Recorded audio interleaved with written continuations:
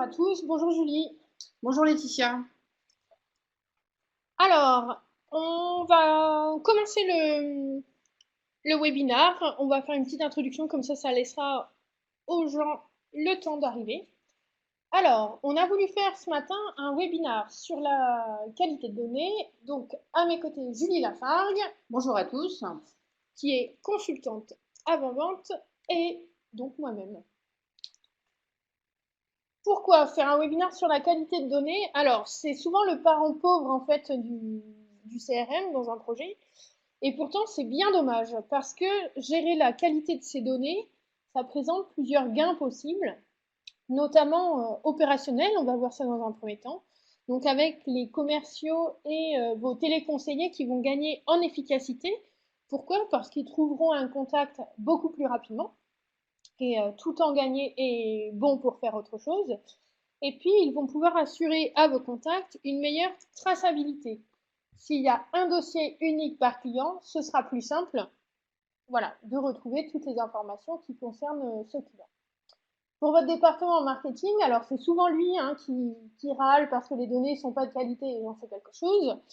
La qualité de données a plusieurs enjeux.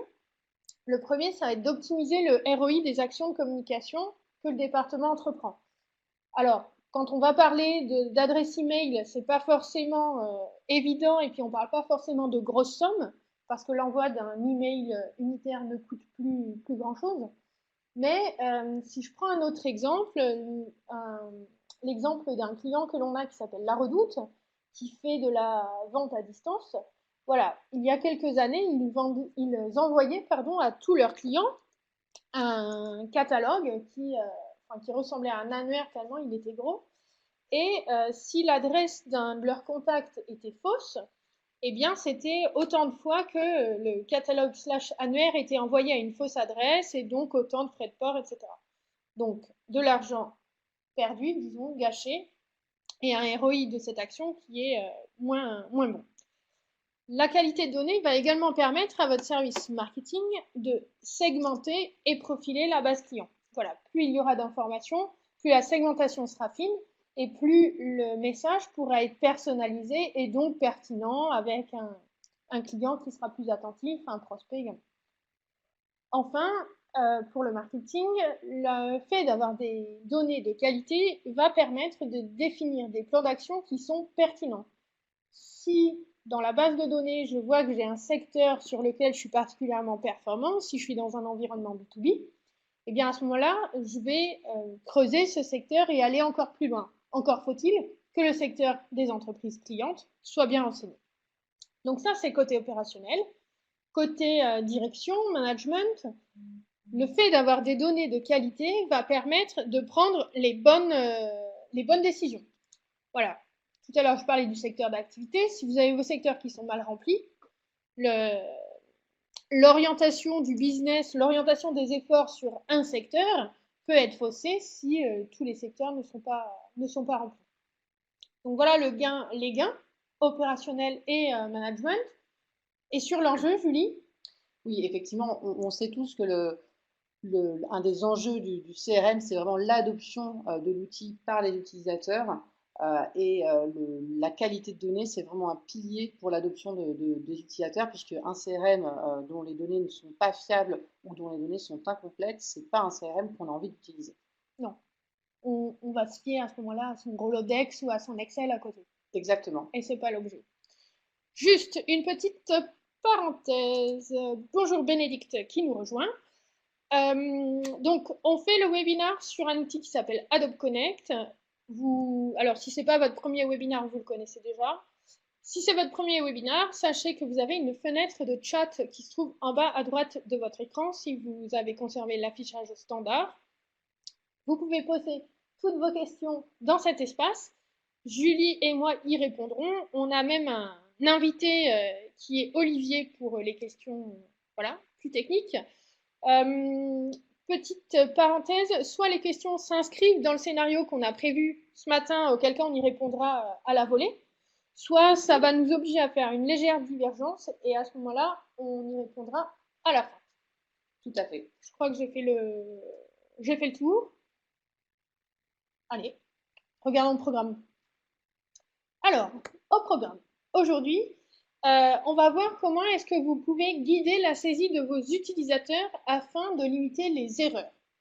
Ensuite, Ensuite, nous allons voir un petit peu comment on va pouvoir écarter les doublons dans le CRM.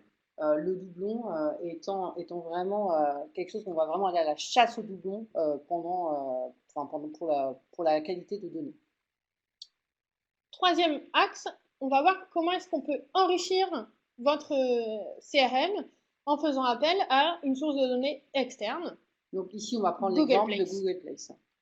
Et enfin, dernier axe, on va voir comment est-ce que vous pouvez piloter votre qualité de données. Pourquoi? Parce que la qualité de données, c'est quelque chose qui se suit tous les jours et c'est important de faire un suivi en fait avec différents outils qu'on met à votre disposition. Alors, Catherine nous pose la question, est-il possible d'avoir l'audio par téléphone? Et non, malheureusement. Malheureusement, non. Donc, ce sera la voix sur IP. Sachez de toute façon que le webinaire est enregistré, donc vous pourrez regarder le replay a posteriori. Il sera hébergé sur YouTube. Et je vais écrire à Catherine si elle ne nous entend pas. Encadrer la saisie. Julie, est-ce que tu peux nous en dire plus? Oui, alors on va essayer au maximum d'encadrer la saisie de l'utilisateur. Donc on va l'encadrer pourquoi? Eh bien pour l'inviter évidemment à saisir les données et l'aider également à saisir les données de manière efficace et rapide. Donc on va par exemple lui donner une saisie de l'email qui va être facilitée avec un contrôle sur le format de l'adresse email. On va également, donc là c'est plutôt au niveau de l'administration, décider quels vont être les champs obligatoires dans l'objectif de forcer les utilisateurs à remplir les données. Donc là, on pourrait reprendre ton exemple, Laetitia, sur le secteur d'activité, même si il faut faire attention à ne pas rendre trop de données obligatoires, puisque si on rend trop de données obligatoires, là, on va aller à l'inverse de l'effet voulu, puisque ça va être du coup un frein à la saisie pour les utilisateurs. Et les listes de choix? Oui, effectivement, les listes de choix, on va au maximum, quand c'est possible, proposer des listes de choix à l'utilisateur. Donc déjà pour lui, eh bien, ça va être plus rapide à saisir. Et en plus, ça va permettre derrière de mieux segmenter notre base de données. Donc ça, souvent pour la liste de choix, on prend l'exemple de la fonction de la personne. En fait, vous avez le titre de la personne qui est inscrit sur la carte de visite. Donc la personne est DSI, directeur informatique, DOSI, directeur de l'organisation et des systèmes d'information, responsable informatique. Enfin bon, tout un tas de... Il y a, je dirais, toute une gamme de titres en fait qui décrivent finalement plus ou moins la même fonction qui va être DSI. Donc, n'hésitez pas à faire le distinguo entre le titre, qui lui figure sur la carte de visite, qui peut être utile dans le cas d'un courrier en publipostage, et la fonction qui, elle, vous servira pour, par exemple, réaliser vos ciblages. Parfait. Olivier est en train de faire de la hotline pour gérer le son. Merci Olivier. J'espère que tu pourras aider Céline. Alors, les doublons. Oui, on parlait d'aller à la guerre contre les doublons. Donc ici, on nous explique justement comment les combattre. Bon, on est en pleine Coupe du Monde de foot, là. L'image est bien choisie. Exactement. Et du coup, les interlocutrices également. Tout à fait. On va essayer, pour aller à la recherche de doublons, donc on va vous montrer tout ça après dans l'application, ne vous inquiétez pas. On va essayer de guider l'utilisateur plutôt que de lui proposer d'aller créer des données. On va d'abord l'inviter à aller rechercher des données dans l'objectif de vérifier qu'elles n'existent pas déjà. Donc pour ça, on va lui donner des outils de recherche simples et efficaces. On va également encadrer la saisie. Donc là, on vient un petit peu à notre premier point. Et évidemment, on va l'alerter s'il est potentiellement en train de créer un doublon. Donc tu veux dire qu'on va l'orienter gentiment vers la recherche plutôt que vers la création dans un premier temps. Exactement. On verra ça. Le dédoublonnage Donc, à deux moments. Exactement. On va distinguer le dédoublonnage a priori du dédoublonnage a posteriori. Donc le dédoublonnage a priori, on va bien vous l'illustrer tout à l'heure. Donc l'idée, c'est pendant que l'utilisateur est en train de saisir, on lui dit attention, potentiellement, il y a des doublons et on va lui proposer des données qui sont déjà présentes dans le CRM pour lui demander de vérifier qu'il n'est pas en train de saisir un doublon. Donc ça, c'est avant de commettre le crime, il y a une alerte. Exactement. Et ensuite, eh bien, c'est Parfois, le crime arrive. exactement. Une fois que le crime est commis, donc que ce soit après la saisie d'un utilisateur qui, malgré tous nos efforts, a quand même saisi un doublon, ou ça arrive, ça peut arriver, c'est après un import de données, et bien cet import de données a créé des doublons, et bien là, dans ces cas-là, on va créer, on va proposer et bien des listes de similaires, c'est-à-dire des potentiels doublons qui vont être calculés par le CRM et qui vont être poussés vers l'utilisateur pour l'inviter à vérifier que ces deux enregistrements, que ce soit deux personnes par exemple, ne sont pas des doublons. Allez. La solution, comment est-ce qu'elle fonctionne avant qu'on... Alors, donc, ce dédoublonnage, il va être paramétré directement dans les outils de configuration d'Effici. Donc, on va pouvoir définir quels sont les champs qui vont permettre de détecter un doublon. Donc, typiquement pour une personne, eh bien, ce sera si elle a le même nom, le même prénom, et par exemple, ou alors juste le même email, eh bien, on va proposer à l'utilisateur, on va estimer que c'est peut-être un doublon. Et on va même pouvoir aller très loin ce paramétrage des critères de doublonnage, puisqu'on pourra indiquer des poids à chacun des champs. Bah, typiquement, deux personnes qui ont la même ville, a priori, ça ne suffit pas pour déterminer quels sont doublons. Par contre, ça dépend des villes. Ça dépend des villes, mais bon, il n'y a pas beaucoup de villes quand même, il n'y a qu'une personne, Laetitia. Donc, par contre, si elle a la même ville et le même nom et le même numéro de téléphone, bah là, effectivement, ça commence à faire beaucoup. Et donc là, elle va passer le seuil de potentiel doublon en additionnant un petit peu tous ces critères et elle va être définie, enfin, cette paire de personnes vont être déterminées comme des potentiels doublons. Allez. Alors, on va vous proposer de la théorie. Montrer un petit peu tout ça. Donc, on va imaginer qu'on est un utilisateur qui s'apprête, comme dirait Laetitia, à commettre un crime. Un crime. Donc, imaginez la musique on a pleine de envie suspense. De créer une entreprise qui s'appelle Parrot. Donc ici, donc là, on va faire dans un premier temps le bon élève. On va d'abord rechercher. Donc vous voyez ici que avant de proposer d'ajouter une société, il faut passer de toute façon par cette fenêtre de recherche. Donc je recherche ici et on me propose deux résultats. Donc la société Parrot à Paris ainsi que sa filiale à Madrid. Donc ici, on voit que l'entreprise existe déjà, mais comme on disait, on va faire le mauvais élève, évidemment pour donc on passe pas par le champ de recherche et on ajoute directement. Donc on va créer sur, on va cliquer pardon, sur ajouter la société. Donc Julie est l'utilisateur que tous les départements marketing détestent. Voilà, je vois que ça existe déjà et je le fais quand même. Mais ici, donc je vais saisir l'entreprise Parrot. Et ici, vous voyez directement, j'ai deux sociétés similaires qui me sont proposées. Les mêmes que tout à l'heure. Ce qui est logique. Ce qui est tout à fait logique. Donc ici, j'ai fait l'exemple sur le nom de la société, puisque on a défini ici dans le CRM que la raison sociale de l'entreprise était un critère suffisant pour déterminer un doublon, mais j'aurais pu également le faire sur le numéro de téléphone, par exemple. Donc ici, on me dit que j'ai des doublons, mais je vais continuer à faire le mauvais utilisateur. Allez. Et je vais, c'est dans l'objectif de vous illustrer une autre fonctionnalité, hein, vous l'aurez compris, je vais simplement ici définir que je veux créer la société Parrot à Paris. Et je vais utiliser ici, si vous voyez ma souris, j'ai une petite icône de géolocalisation qui me dit situé sur une carte. Donc, je vais cliquer ici et on va me proposer ici. Donc là, vous l'avez reconnu, hein, je suis en fait en lien directement avec Google Maps, avec Google Google Place. Place, plus exactement, oui. Donc je vais choisir ici la société Parrot, KG Map à Paris. Donc ici, je vérifie effectivement, c'est bien cette société que je souhaite créer. Donc je vais valider.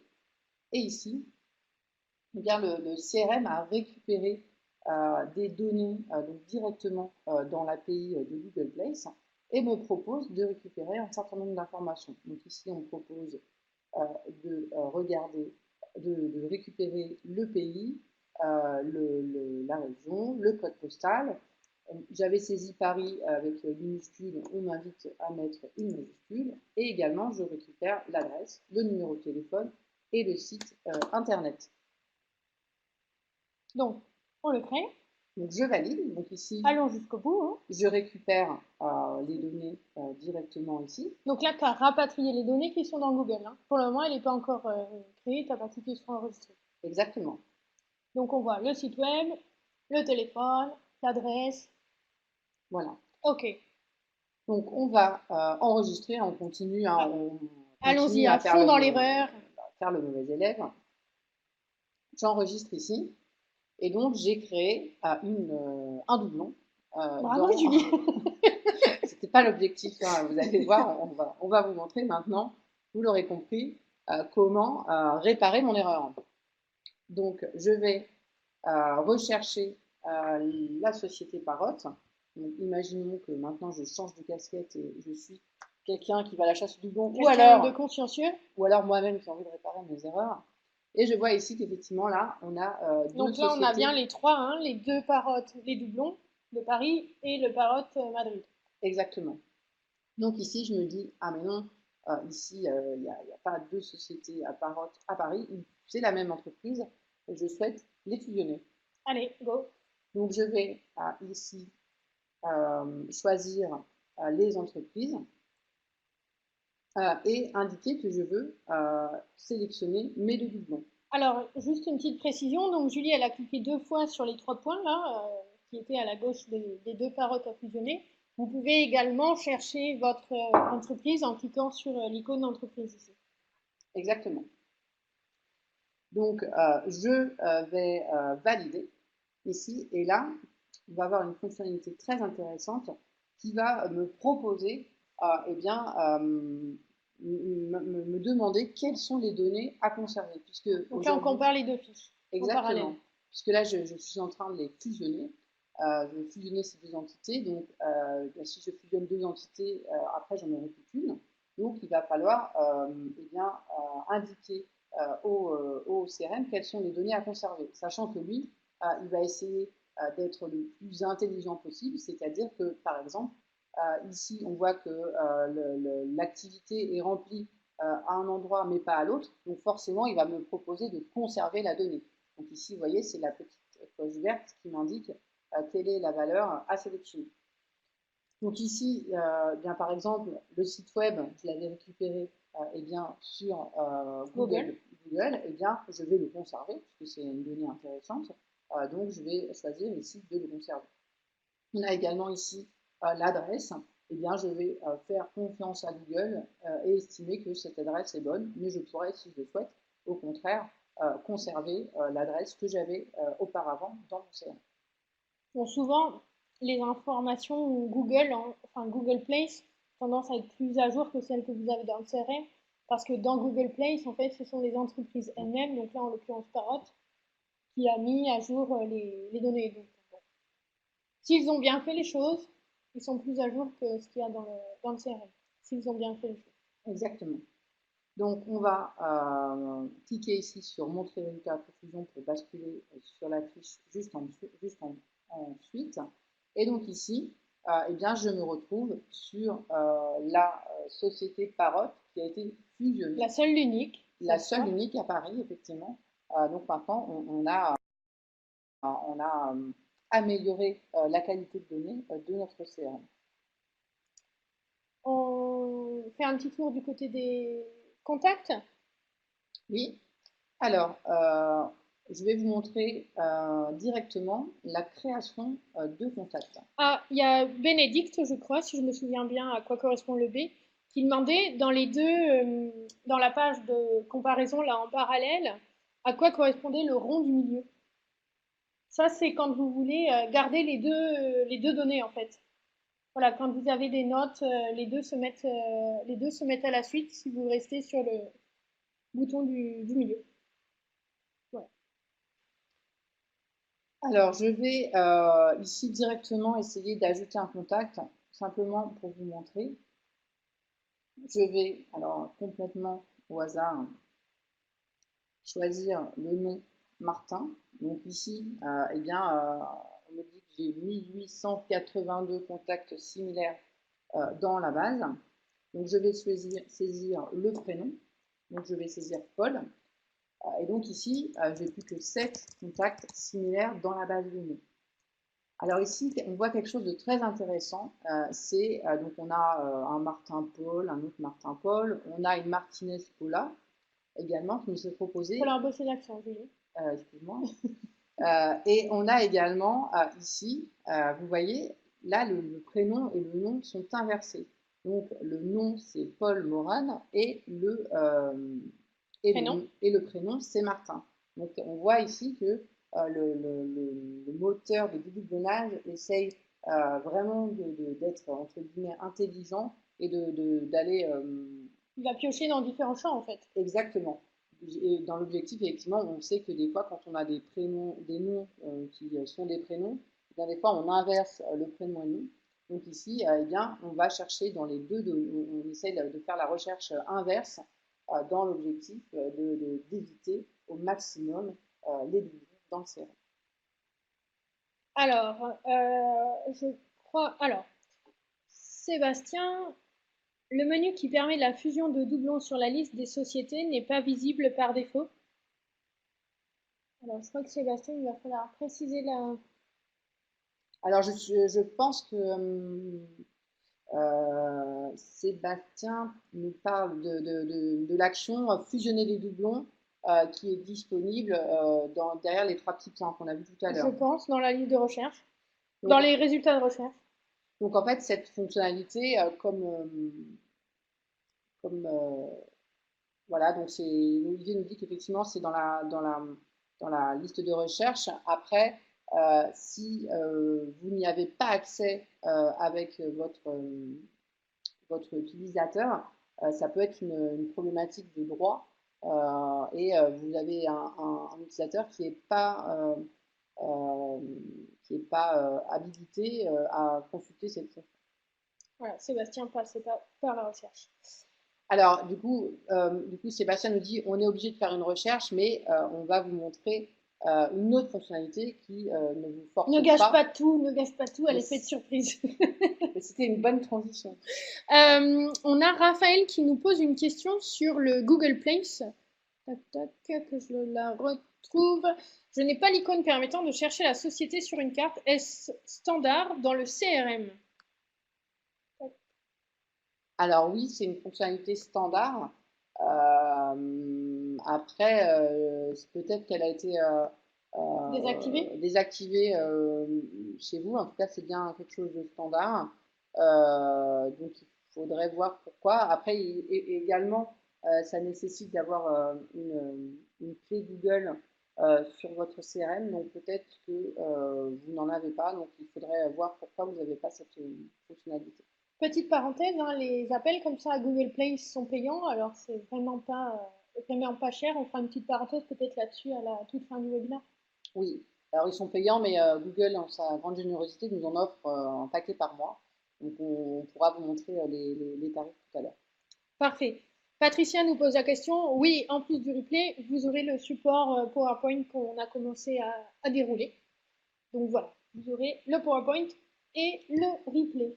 Alors revenons à nos doublons. Allez, Alors on a ça va faire plaisir à Sébastien, je crois. on vous a montré, on vous a expliqué tout à l'heure qu'on avait deux fonctionnalités pour le dédoublonnage. On avait le dédoublonnage a priori et le dédoublage a posteriori. Donc celui qui vous a montré là, c'était le dédoublage a priori, donc avant que Avant le la crime bêtise. soit commis. Maintenant, on va aller voir ici, on a une entrée de menu ici qui s'appelle liste du doublon. Et ici, donc, c'est ce fameux traitement qui va à la chasse aux doublons dans les données, qui va nous remonter des potentiels doublons. Donc ça, c'est a posteriori. C'est une tâche planifiée, en fait, qui tourne, Généralement la nuit, oui. voilà, Et qui va, la nuit pour éviter de faire tomber les perfs. voilà, ça ne sert à rien de faire autant de faire la nuit. Donc ici, on a les doublons de société qui nous sont proposés. Donc là, on voit qu'on a une base assez propre, hein, puisqu'on en a que 5.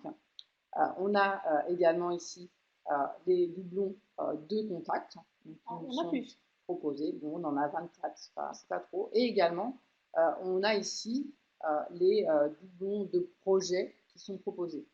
Donc ici, on n'a que ces 3 entités. On peut très bien imaginer d'avoir d'autres entités, hein, quelle que soit l'entité ici, eh bien, on peut paramétrer le moteur de doublonnage pour qu'il bien effectivement il aille rechercher par exemple des doublons d'opportunités et d'avoir les opportunités qui apparaissent ici. Après, c'est suivant le métier, hein. Donc, si je suis directeur commercial, je vais peut-être voir les opportunités qui sont en doublon. Si je suis responsable du service client, les incidents, etc. Exactement. Là, il y a un petit. Oui, alors là, il y a un petit, Un petit bouton bonus. ici Voilà, qui est très intéressant. Bon, là, on n'en a que 5, donc c'est facile, mais on pourrait imaginer ici d'avoir des milliers de potentiels doublons. Donc, on peut très bien ici afficher uniquement, donc moi, on voit que je suis une bonne élève, j'en ai Ah pas, oui, tu nous l'as montré tout à l'heure.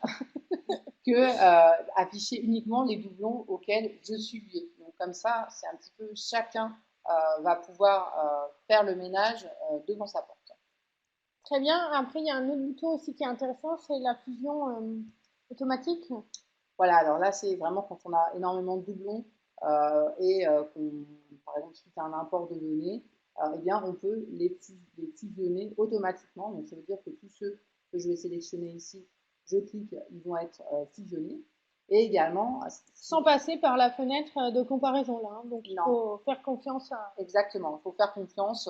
Bien, et là encore, évidemment, le CRM va faire un peu la politique par défaut que je vous ai montré tout à l'heure, c'est-à-dire qu'il va au maximum essayer de conserver la donnée. Et également, ce qui va être intéressant, c'est de pouvoir les marquer comme différents. Donc, par exemple, ici, si on me remonte ici Guillaume, eh bien, je sais que c'est des homonymes, en fait, hein, mais c'est vraiment 2 personnes différentes. Donc, je vais les marquer comme différents. Et comme ça, le CRM va se souvenir que ces individus sont bien 2 individus distincts et ne va plus me les proposer dans la liste des doublons. Parfait. Donc là, on a vu comment encadrer la saisie, comment écarter les doublons. On avait vu aussi un dernier, c'est comment faire le suivi de la qualité de données. Oui, alors on va vous montrer juste un petit exemple sur les contacts, par exemple. Donc, on va aller consulter ici une query qu'on a réalisée qui me permet, vous allez le voir, comme son nom l'indique, de consulter tous les contacts qui n'ont pas de langue définie dans mon CRM. Donc là, c'est un exemple, hein. Après, vous pouvez faire toutes les entreprises clientes qui n'ont pas de secteur d'activité, etc. Nous, comme on a nos abonnements et nos communications qui sont beaucoup basées sur les langues, eh bien voilà, c'est un indicateur qu'on regarde de près. Apparemment pas assez près puisqu'il y en a 382 qui n'ont pas de langue indiquée. Mais voilà, donc ça c'est un exemple. Vous pouvez passer soit par une sélection, soit par un rapport, mais on ne va pas s'attarder là-dessus. C'est juste un petit truc qu'on vous donne. Voilà, c'est pas l'objet du webinaire d'aujourd'hui. Alors, autre chose, quand on vous parle de faire un suivi de la qualité de données, ce qui nous semble important pour nous, c'est qu'en interne, vous ayez une personne qui soit responsable. Alors, la qualité de données, c'est l'affaire de tous, hein. Je ne dis pas que cette personne-là doit remplir toutes les fiches dans le CRM, etc. Sinon, enfin, ce serait votre esclave, hein, tellement il y a de données qui rentrent dans le CRM. Mais voilà, cette personne-là, on pourrait imaginer que cette personne ait plusieurs sélections à sa disposition ou des rapports, et comme ça, elle pourra piloter la qualité de données, soit pour taper sur les doigts des mauvais élèves, soit pour récompenser les bons élèves. Après, c'est à elle d'animer sa communauté. Ça peut être un administrateur de votre CRM, ça peut être une personne du marketing, parce que sont souvent eux qui sont consommateurs de la donnée. Mais voilà, quelques petites idées. Alors, on va reprendre nos slides après cette démo pour un petit récapitulatif, Laetitia. Alors, la qualité de données, c'est une philosophie, disons. Voilà. Les différentes étapes, donc c'est favoriser la recherche. On vous l'a dit, vraiment favoriser la recherche plutôt que de pousser les gens à la création, orientez-les vers la recherche d'abord. Ensuite, aider l'utilisateur à la saisie. Donc là, que ce soit avec, par exemple, donc on a dit les listes déroulantes, mais également avec des connecteurs comme avec Google Place pour eh bien, aller chercher de la donnée fiable pour éviter à l'utilisateur d'avoir à saisir l'adresse de Parrot alors que eh bien, elle est disponible sur Internet. alerter en cas de doublon. Donc on a vu, a priori, a posteriori, vous pouvez travailler à deux moments, avant ou après le crime. Et donc désigner un responsable de la qualité de données. Donc généralement, c'est celui qu'on va appeler le DPO dans l'entreprise. Enfin, ça peut être lui en tout cas, Ça peut être lui. qui peut être nommé responsable de la qualité de données. Et un petit point sur le moteur de dédoublonnage. Donc c'est vraiment important de bien paramétrer ce moteur de dédoublonnage. Donc on a un paramétrage qui est fourni en standard, mais il peut être modifié dans l'objectif de répondre mieux à vos problématiques, à vos besoins. Si vous avez des champs particuliers qui sont des bons critères de dédoublonnage, eh bien, il ne faut pas hésiter à les utiliser dans l'objectif d'aller d'être efficace dans cette chasse au doublon. Bon, alors, en préparant le webinaire, j'ai pris l'exemple du numéro de sécu pour une mutuelle. Julie m'a gentiment rappelé que on n'était pas censé stocker un numéro de sécu dans le CRM, donc c'est un mauvais exemple. Mais par exemple, un numéro de client, ça peut tout à fait faire l'affaire. Oui, tout à fait. Numéro de client, numéro de contrat, on vous laisse juge. Et si on parlait de demain? Oui, alors la qualité de données, donc on en a parlé aujourd'hui, mais pour nous, c'est vraiment un sujet important dans le CRM et c'est un sujet qui est toujours présent dans notre roadmap, que ce soit à travers des intégrations de données. Donc là, on a vu l'exemple avec Google Place, mais on étudie d'autres interfaces. Donc on l'a fait notamment avec Corporama, on l'étudie également avec Altares. Donc ça, c'est des bases entre guillemets privées. Oui. Voilà. Mais on étudie également avec des fournisseurs de données publics. Donc en France, on a la base Sirène et en Belgique, on a la Banque Carrefour des entreprises. Voilà, merci Laetitia d'avoir soufflé. Donc voilà, ces connecteurs de données, on sait qu'on a des spécialistes de la donnée qui ont des données sûres, donc autant en profiter et essayer d'alimenter le CRM avec ces données. Deuxième outil. Voilà, donc là, on a comme objectif de mettre en place des véritables widgets de qualité de données sur le dashboard. Donc l'idée, c'est d'avoir des petits